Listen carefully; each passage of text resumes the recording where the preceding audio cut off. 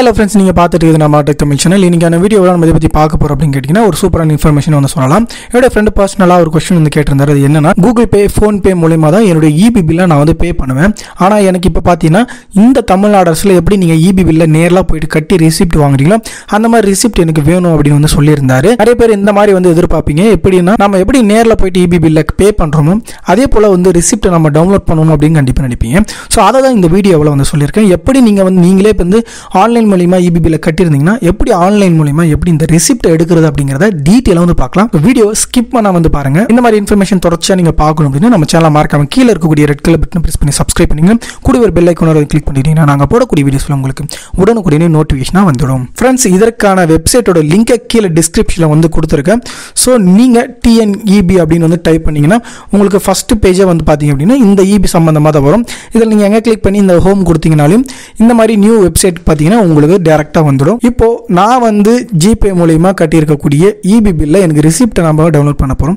அதற்கு இதில நாம என்ன கிளிக் பண்ண போறோம் அப்படினு கேட்டிங்கன்னா இந்த ஆன்லைன் சர்வீசஸ்னு இருக்கும். இத வந்து கிளிக் பண்ணிக்கங்க. இதில கிளிக் பண்ணீங்கன்னா நாம இந்த பில்ல டவுன்லோட் பண்றதுக்கு இந்த லெஃப்ட் சைடு பாத்தீங்கன்னா பேமெண்ட் அண்ட் பில்லிங் சர்வீசஸ் இருக்கும்.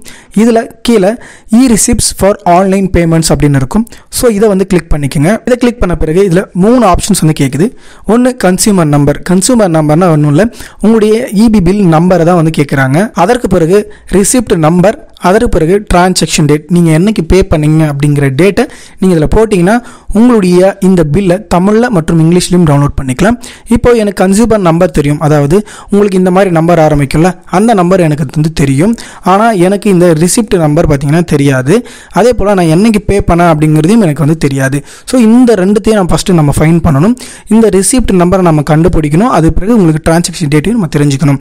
ஸோ இதை நம்ம தெரிஞ்சுக்கணும் அப்படின்னா கண்டிப்பாக உங்களுடைய EB நம்பருடைய உங்கள் மொபைல் நம்பர் கண்டிப்பாக லிங்க் பண்ணியிருப்பீங்க. ரிசிப்ட் நம்பரையும் இது என்னைக்கு பே பண்ணுங்கிறத கண்டுபிடிக்கணும் அப்படின்னா இந்த இடத்துல வந்தீங்கன்னா உங்களுக்கு பில் ஸ்டேட்டஸ்னு இருக்கும். கிளிக் வந்து பண்ணிக்கோங்க. கிளிக் பண்ண பிறகு உங்களுக்கு என்ன கேட்டிருக்காங்கன்னா உங்களுடைய சர்வீஸ் கனெக்ஷன் நம்பர், உங்கள் சர்வீஸ் நம்பரில் ரிஜிஸ்டர் பண்ணியிருக்கக்கூடிய மொபைல் நம்பர், அதற்கு பிறகு உங்களுக்கு இந்த இடத்துல கேப்சா இருக்கும். இதை போட்டுட்டு நீங்கள் சப்மிட் அப்படிங்கிறத கிளிக் பண்ணிக்கோங்க. இது எதுவுமே பார்த்தீங்க அப்படின்னா OTP அப்படிங்கிறதுல எதுவும் வராது. ஒருவேளை நீங்கள் ரிஜிஸ்டர் பண்ண மொபைல் வந்து மாற்றி இருக்குது அப்படின்னா நீங்கள் அப்டேட் பண்ணுறதுனா கூட இந்த இடத்துல பார்த்தீங்கன்னா அப்டேட் வந்து பண்ணிக்கலாம் அப்படிங்கிறத கொடுத்துருக்காங்க.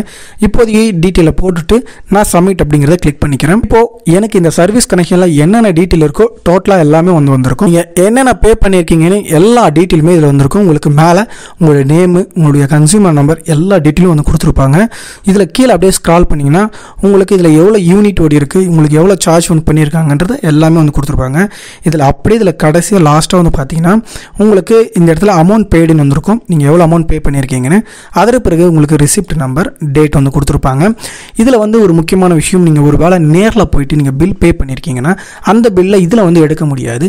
ஒருவேளை நீங்கள் ஆன்லைனில் பண்ணியிருக்கீங்கன்னா தாராளமாக உங்களுடைய பில்லை வந்து எடுக்க முடியும். இதில் பார்த்தீங்கன்னாவே தெரியும் இந்த மாதிரி ப்ரீன்னு அந்த மாதிரி ஆரம்பிக்கும், PGNI அந்த மாதிரி ஆரம்பிக்கும். இதை வந்து உங்களால் வந்து ரெசிப்ட் டவுன்லோட் பண்ணிக்க முடியும். ஸோ அதற்கு இப்போ இந்த இடத்துல இருக்கக்கூடிய ரிசிப்ட் நம்பரை நான் காப்பி வந்து பண்ணிக்கிறேன். இந்த நம்பரை தூக்கி டேரெக்டாக நான் இந்த பேஜில் வந்து போட்டுக்கிறேன். அதற்கு பிறகு என்ன தேதியில் நான் பே பண்ணியிருக்கேன்றதை பார்த்துக்கிறேன். அதாவது 10/5/2024 கொடுத்துருக்காங்க. ஸோ அந்த டேட்டை நான் செலக்ட் பண்ணிக்கிறேன். மேலே என்னுடைய கன்சியூமர் நம்பரையும் கரெக்டாக நான் வந்து டைப் பண்ணிக்கிறேன். இந்த மூணுத்தையும் நான் சப்மிட் பண்ண பிறகு இந்த இடத்துல டவுன்லோட் இன் தமிழ் அப்படின்னு இருக்கும். இதை வந்து கிளிக் பண்ணிக்கங்க. கிளிக் பண்ணினா உங்களுக்கு இந்த மாதிரி வந்து ரெசிப்ட் பார்த்தீங்கன்னா ஆட்டோமேட்டிக்காக வந்து உங்களுக்கு வந்துடும். அதனால் நான் வந்து இந்த மாதிரி ஆன்லைனில் பே பண்ணிவிட்டு அது எப்படி ரெசிப்ட் வரணும் அப்படிங்கிறது தெரியல அப்படின்னா இந்த மாதிரி தாராளமாக உங்களுடைய பேமெண்ட் கட்டினக்கூடிய ரெசிப்டை டவுன்லோட் வந்து பண்ணிக்க முடியும். இதை நீங்கள் தாராளமாக பிரிண்ட் எடுத்து நீங்கள் எதுக்குனாலையும் வந்து யூஸ் பண்ணிக்கலாம். மேக்ஸிமம் இது வந்து பார்த்தீங்கன்னா ரேஷன் கார்டு நீங்கள் அப்ளை பண்ணுறீங்க அந்த மாதிரி சமயத்தில் இந்த மாதிரி டாக்குமெண்ட்ஸ் கேட்பாங்க, உடனே எடுக்க முடியாதுன்னா இந்த மாதிரி மெத்தடை யூஸ் பண்ணி தாராளமாக இந்த மாதிரி டவுன்லோட் வந்து பண்ணிக்கலாம்.